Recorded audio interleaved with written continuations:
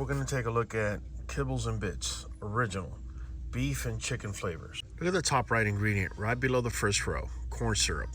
Corn syrup becomes sugar immediately in your dog's blood, and it feeds yeast. If you have a dog that's yeasty, whether they're scratching or they have that tortilla chip smell on their paws, if you're feeding Kibbles and Bits, this may be your problem right there. Corn syrup. That's not me saying it.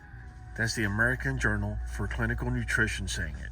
But wait, there's more. Take a look at the color red 40 and yellow 6. So far, what has been found about these is there is no nutritional value. They're just there for looks. Yeah, that's just to catch your eye. And again, that's not just me saying it. That's the European Food Safety Authority saying it. There's more. If you take a look right here, propylene glycol, right? Propylene glycol actually affects your dog's red blood cells, which means it affects your dog's ability to carry oxygen to the rest of its organs. Over time, it could actually damage organs. And again, that's not me saying it. That's the U.S. Food and Drug Administration saying it. Next up, we have Purina Dog Chow, complete chicken flavor.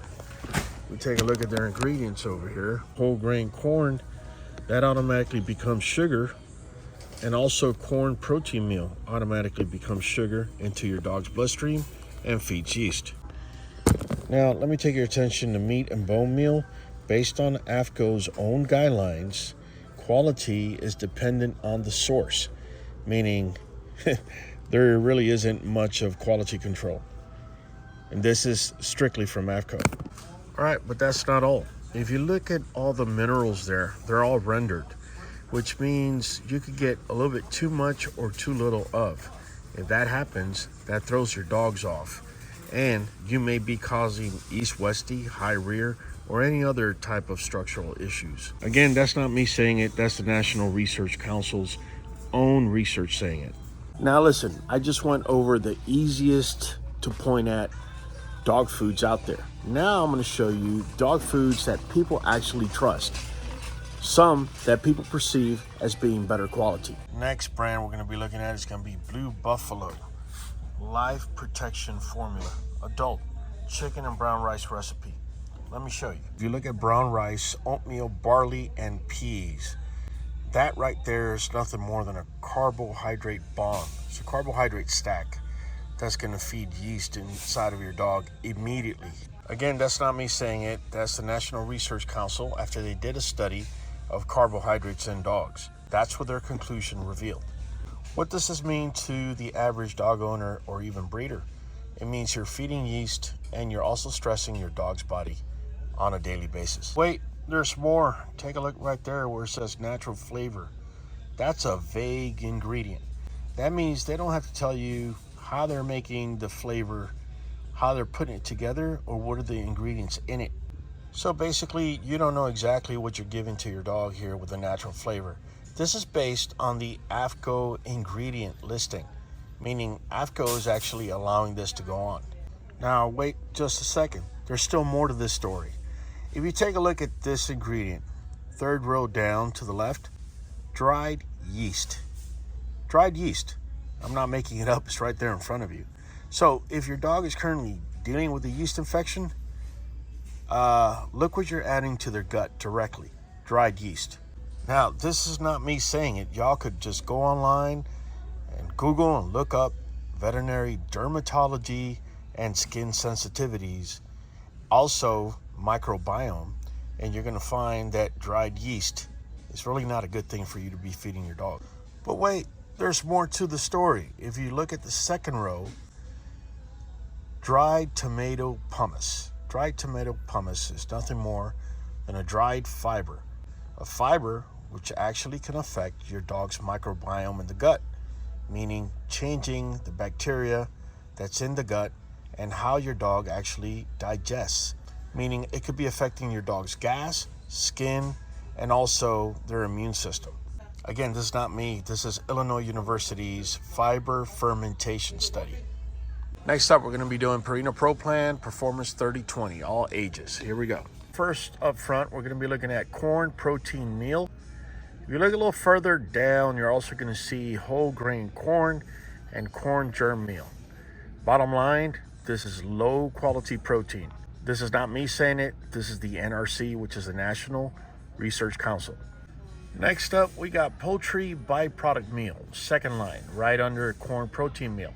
Now, based by AFCO's own standards, this is an inconsistent protein, right? You don't know if you're getting the beak, if you're getting the feather, if you're getting the nail. You just don't know what you're getting from the poultry byproduct meal. Heat actually changes the compounds inside of the food, and those compounds, once it gets into your dog, rather than helping them, it slowly starts to either create oxidative stress, like we spoke about before, creating rust inside of their body, or affecting different organs or whatnot, because a lot of these vitamins are completely degenerated. For example, that vitamin E supplement you're seeing there, basically, not only is it going to get cooked, but as soon as it hits oxygen, it's going to start denaturing. The same goes with that vitamin A and that vitamin B and every single vitamin you're seeing there. And again, that's not me saying it. That's the Journal for Animal Physiology saying it. Next up, we're going to be looking at Iams mini chunks, chicken and whole grain recipe. If you look at the third item, ground whole grain sorghum, that's harder to digest. That's based on a study done by Kansas State University. Next up, take a look at beet pulp, third line down. Beet pulp actually changes gut fermentation based on University of Illinois study, meaning it's going to change the gut health inside of your dog, which is also going to affect gas, skin issues, and also immunity. Based on a University of Illinois study, if you look at soybean meal, that's a plant protein. Your dog will not absorb plant protein as well as an animal protein source. But wait, this is what they don't tell you. Look at that caramel color right there in the middle of the screen. Caramel color is not there for your dog. It's actually there for you to attract you to buy this bag. If you look it up in the FDA says it's a color additive plus food contaminant. Just saying. We're not going to be looking at Hill Science Diet, adult 1 to 6, small bites. So I want you to take a look at these ingredients. Look at brewer's rice.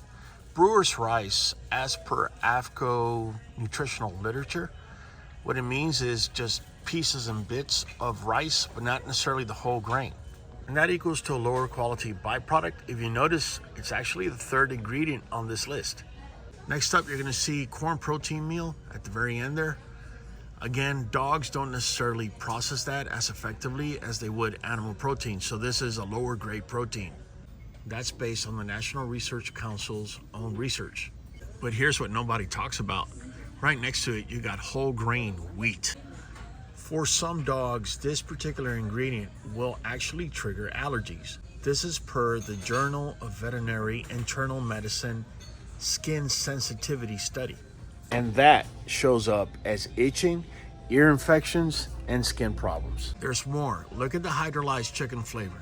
That's nothing more than chemically broken down protein to give taste. Now, what does that mean to the average person? What it means is that hydrolyzed chicken flavor is there to make the dog food more addictive and not necessarily more nutritious. Now, these next dog foods we're about to go over is where it gets dangerous.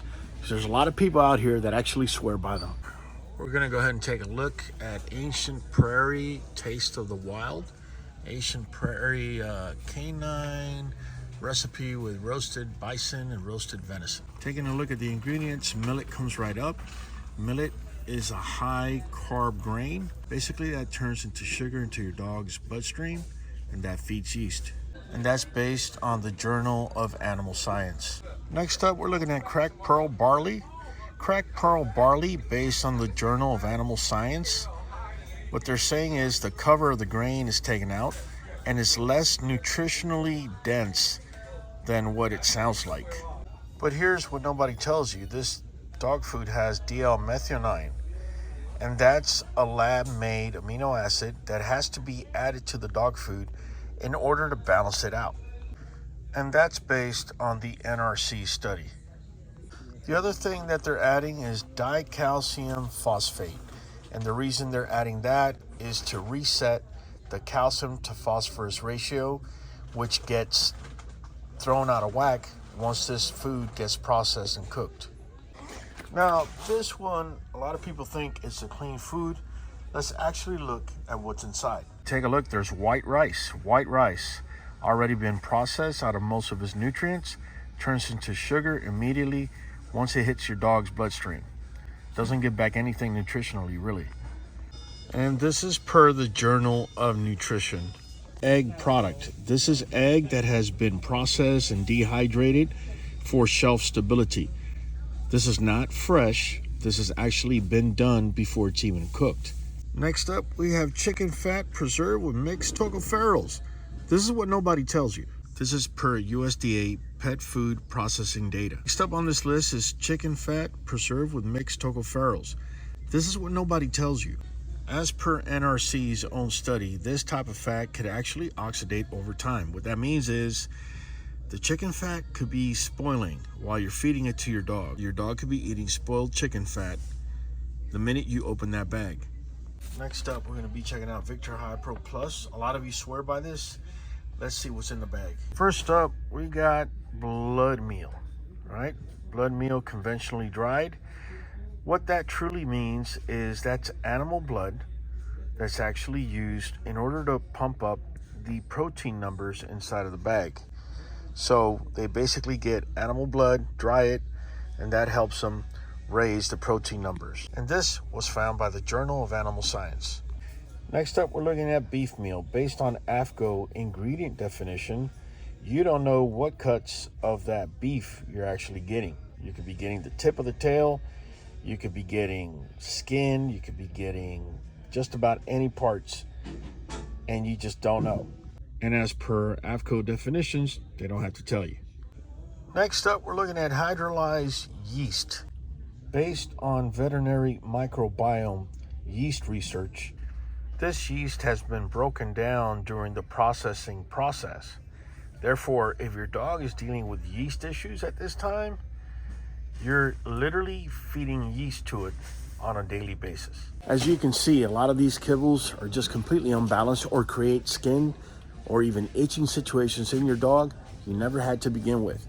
It's one of the reasons why we use Nuvet NuJoint DS, and that's to fill in on the nutritional gaps that are left out due to processing and to counter and balance what you're actually feeding your dog, so you don't have to be dealing with high vet bills in the long run. If you're interested in getting Nuvet NuJoint DS, I'm going to go ahead and leave a link up here and down in descriptions below. If you're currently dealing with ear infections, itchy dogs, or dogs smelling like Doritos, make sure to click on this next video so we can show you how to handle it. It's been Raul from the Q, catching you right here.